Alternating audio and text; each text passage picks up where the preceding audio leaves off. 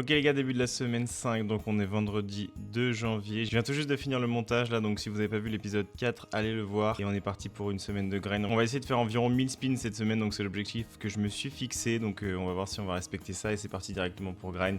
50 minutes sur le tapis de marche, c'est parti.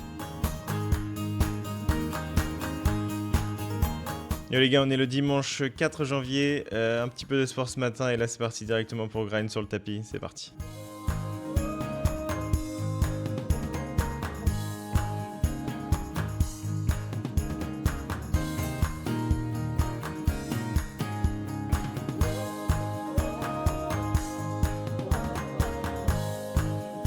Ok les gars, fin de session du mardi 6 janvier, je suis explosé là, j'ai fait une grosse journée en termes de sport, pas trop en termes de grind, mais ça fait 3 jours que ça se passe pas très bien sur les tables là, donc j'ai enregistré un gameplay, ça s'est pas très bien passé sur le gameplay, donc c'est parfait, c'est le gameplay que Cedo il va analyser demain pour le coaching. Donc comme ça je vais pouvoir voir parce que j'ai l'impression qu'il y a un truc qui a changé sur les 3-4 derniers jours là, il y a un truc qui a changé dans mon jeu, peut-être je suis trop aggro ou je sais pas vraiment si je prends les bons spots etc. Mais je sens qu'il y a un truc qui a changé donc j'ai hâte de faire le coaching avec Cedo demain matin pour analyser tout ça. Donc là il est 23h, j'arrête la session et on va faire une bonne nuit pour être en forme pour le coaching de Cedo demain matin, c'est parti.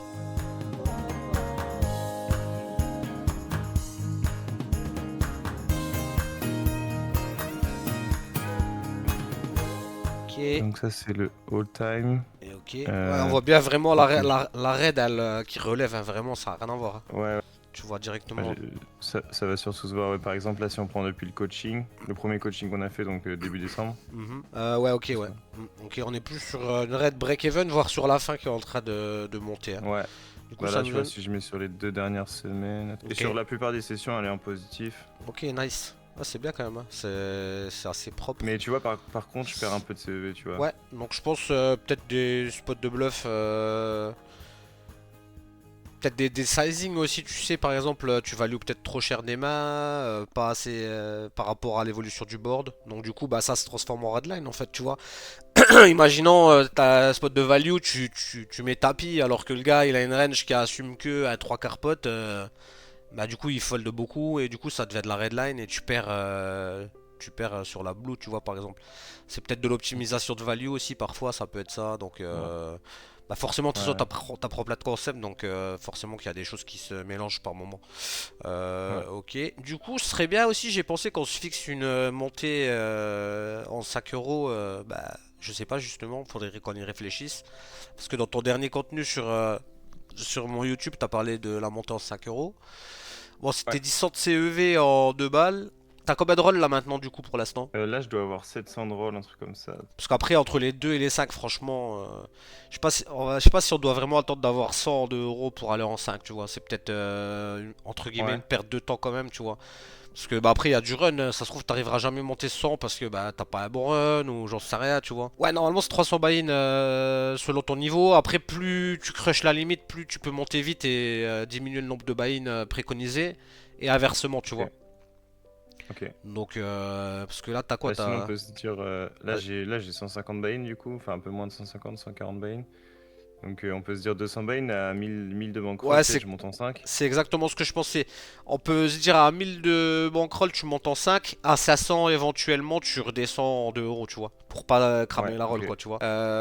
Du coup, ça, c'est depuis le 12 juin. Et en global, je peux voir juste pour terminer en global. Pour voir le V global, juste. Ça te fait 70. Ouais, ça va, c'est quand même déjà propre hein, pour quelqu'un qui démarre sur le niveau, tout ça. Ouais, puis on voit qu'ici au début c'était un peu. Ouais, voilà, ouais. Là, t'as bien redressé. Ouais, je pense que c'est bien. Un petit objectif à 1000 balles, go en sac. De toute façon, comme dit, entre la 2 et la 5, doit pas y avoir un écart de mutant. Donc ça peut être cool. Vas-y, on fait comme ça. Bon, écoute, ça s'arrête trop s'attarder. On va directement dans le grind maintenant. C'est ce qui est le plus important de toute façon. Et c'est parti. Ok, je sais pas si je te conseille de compléter des mags comme ça maintenant. Je te conseillerais d'être un peu plus tight que ça pour le moment. Donc que les suités. Sur le 4-3, ouais, tout ce qui est suité. Parce que en fait, là, tu complètes avec 4 et 3. Va falloir quand même pas mal play post-flop. Après, comme tu dis, s'ils sont un peu trop sticky en 2 balles et tout, Quand tu complètes avec une main comme ça, il va falloir tourner en bluff une bonne partie du temps. Ça va mettre pas mal de variance dans ton jeu, etc. Si c'est mal maîtrisé, bah tu peux vite perdre des gros pots et du coup ça peut vite te niquer ton EV, tu vois. Donc je te conseille d'être un peu plus tight que ça. Ici on pourrait, bon après t'as King Eye, je pense qu'on peut showdown aussi. Tu pourrais espérer le voler en 2 streets, faire fold des side et King Eye. Après franchement Ouais, je me suis dit. en 2 balles, je sais pas si le cœur de range de l'MPC c'est du A6, Roi X. Je trouve il y a une partie du temps t'as la meilleure main en fait. C'est un peu close. Ça me choque pas si tu le prends. Si tu le prends, faut le prendre en 2 streets. Pour moi en tout cas. Et du coup, petit turn et big river. Ouais, c'est bien. Tu fais call les SI King Eye et tu les bluff river. Ouais, j'aime bien. Ok, je sais plus trop Ok. ce que j'ai fait. Ici, ben, juste bluff maintenant. 3,5, 4. Faut que j'hésite, mais. Bah, si tu prends le bet à la turn et que tu le prends pas river, typiquement, bah là, tu perds beaucoup de V Ouais, parce non, que. je pense que j'ai pris le bet, mais je sais plus le size. Ok. Ouais, gros, enfin gros, jamais trop Ouais. big sur les straight. C'est juste le bon size pour moi ici. Qui va faire fold toutes les hauteurs. Ça peut même faire fold à one pair et tout. Hein. Donc ça me va. Ouais, bien joué, j'aime bien. Ici, gros raise. Au moins 4 blades ici. Même ça, que ça me choque pas. Il y a tous les draws de la terre. Hein. Il y a valet 10, valet 9, 6, 7. Faut faire un gros raise. 2,5, c'est une grosse erreur ici. Ok, c'est encore une Faire erreur 4 ici. Ouais, 4 ici, Oh, ouais, c'est- franchement, 4-5 c'est bien. Hein. Le board il est hyper connecté. Hein. Et du coup, tu sizes en fonction de la connectivité du board, De même la... s'il n'y a pas de flush draw. Ouais, le flush draw, comme on avait vu dans une précédente vidéo, je crois, c'est pas le cœur de range de vilain. Le Ouais, ouais, cœur de range de vilain, ça rajoute pas beaucoup de mains, mais. c'est ça, c'est les open-ended et les gut shots, tu vois. Donc là, il y a une open-ended 6-7, les gut shots. Ici, quand il te bet, il te call toujours un 8, un 5. 3, ça va, c'est correct, je pense que j'aurais monté à 4, quoi. 2,5, franchement, ça aurait été une erreur. Après, vrai qu'ils sont vu qu'ils sont très CS et tout. Tu vois, c'est là-dessus que tu peux perdre de la yellow, de la blue line, pardon. Typiquement, une blade de plus à chaque fois que t'as un spot comme ça, bah, ça fait monter ton CEV, quoi. Parce que je pense qu'ils sont vraiment très sticky.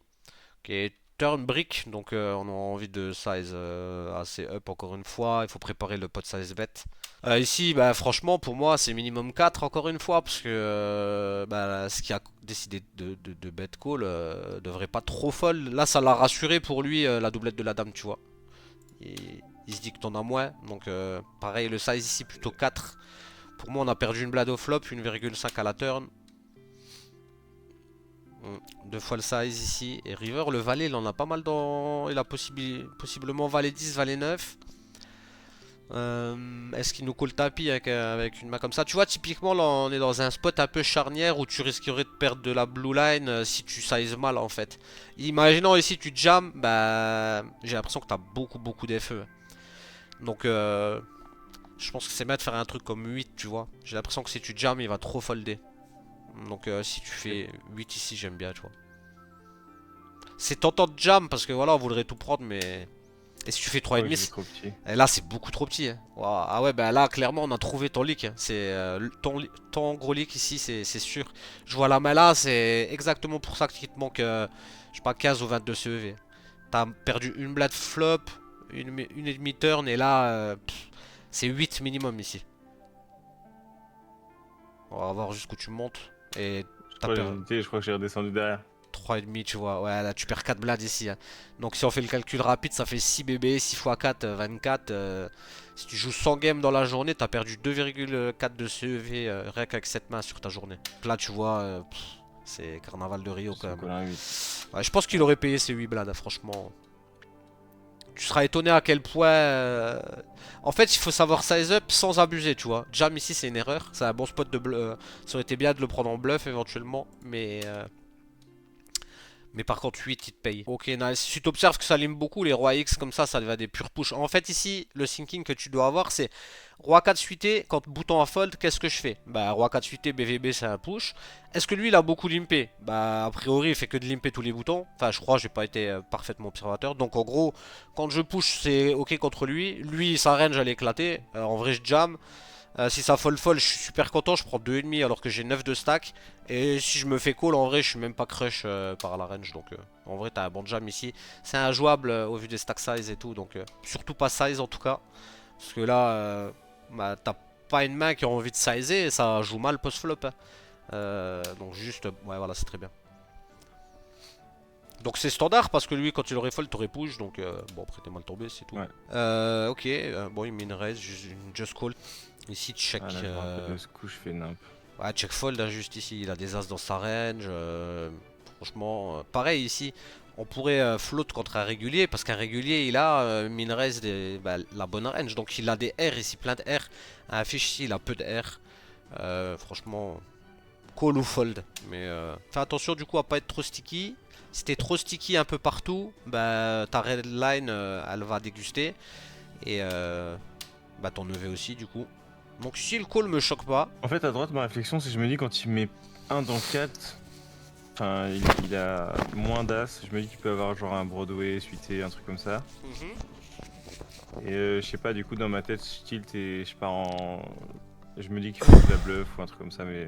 Enfin, après coup, c'est une très mauvaise réflexion parce que le mec est un peu passif et tout. Et déjà, quand il open, C'est ça, ouais. il est déjà beaucoup plus strong et il a beaucoup plus d'as. Mais ouais, Bah, je sais pas, sur le coup, j'ai pas pensé. on n'a pas de preuve encore pour l'instant qu'il se fout de notre gueule en min raise. Je crois que tout à l'heure, t'as min raise as 9 shoot, il t'a 3 bet jam de dame. Donc, Ouais. bah, mec tight. Là, premier min raise de la game.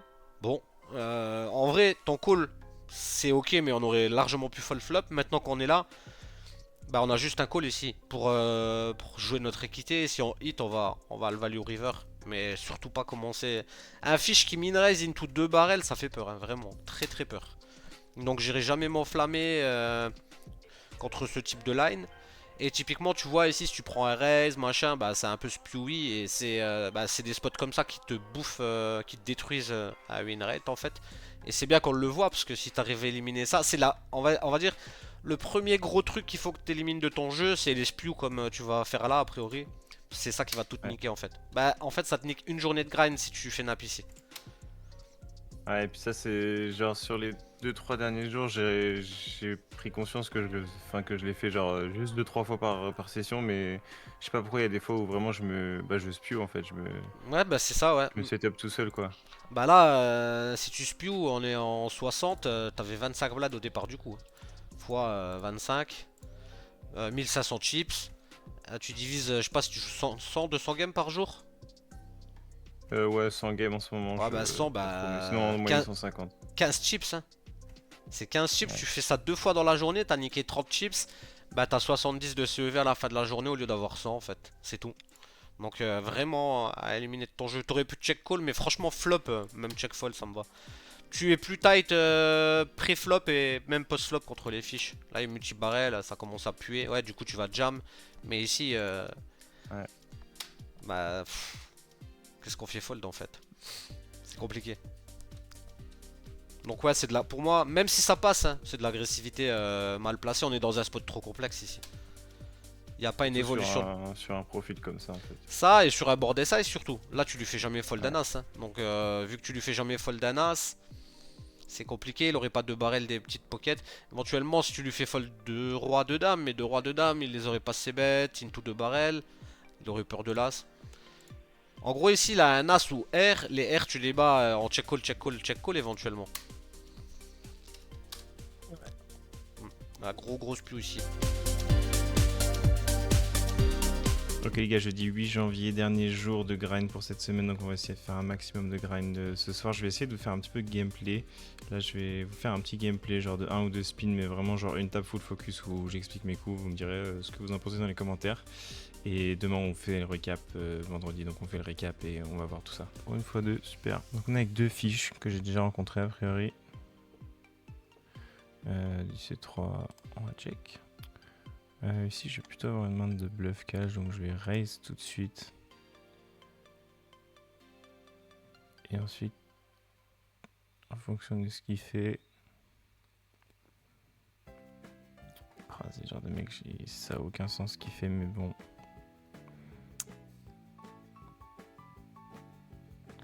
Je vais encore le raise. Non, je vais call. Et là, je vais le raise. Cher pour faire dans 4.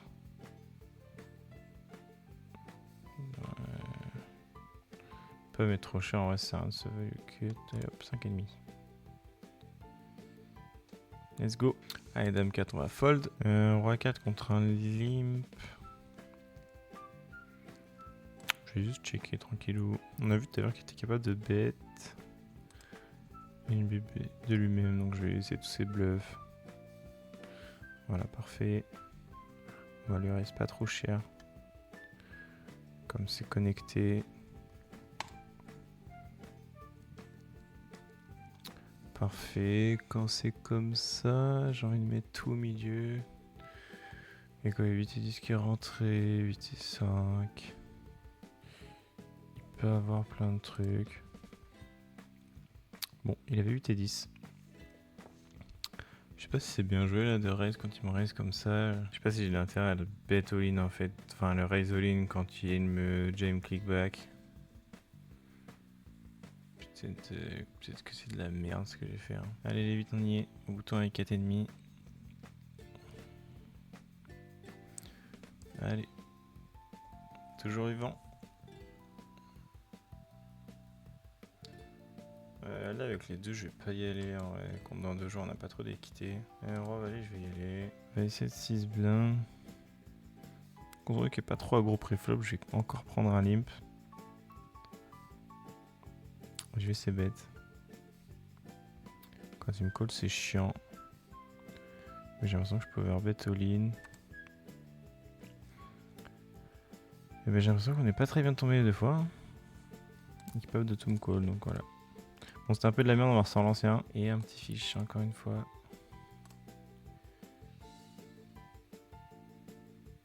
Let's go. C'était je vais compléter quand lui complète, même si ça représente pas mal de force de sa part.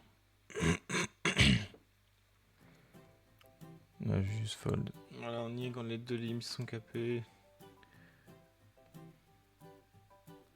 Bon.